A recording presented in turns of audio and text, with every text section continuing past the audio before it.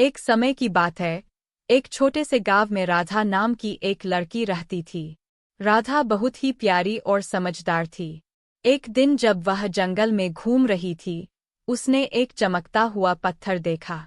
जिज्ञासा से भरकर उसने पत्थर को उठाया और अचानक ही उसके सामने एक परी प्रकट हो गई। परी ने मुस्कुराते हुए कहा, राधा, तुमने इस जादुई पत्थर को पाया है, इसलिए मैं तुम्हें 3 इच्छाएं पूरी करने का वरदान देती हूँ। राधा पहले तो अचंभित हो गई, फिर उसने सोचा और बोली, मेरी पहली इच्छा है कि मेरे गांव में कभी कोई भूखा न रहे। परी ने अपनी जादुई छड़ी हिलाई और कहा, तथास्तु।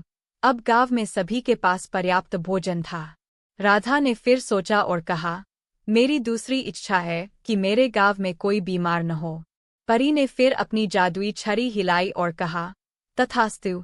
अब गांव में सभी लोग स्वस्थ और खुशहाल थे। अब राधा अपनी अंतिम इच्छा के बारे में सोचने लगी। कुछ देर सोचने के बाद उसने कहा, मेरी तीसरी इच्छा है कि हमारे गांव में हमेशा शांति और प्रेम बना रहे। परी ने मुस्कुराते हुए कहा, तथास्तु, और अपनी जादुई छड़ी से आखिरी बार चमक बिखेरी।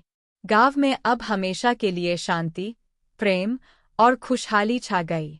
राधा ने अपने बुद्धिमान और नेक दिल से गांव को खुशहाल बना दिया और सभी ने उसे दिल से धन्यवाद दिया।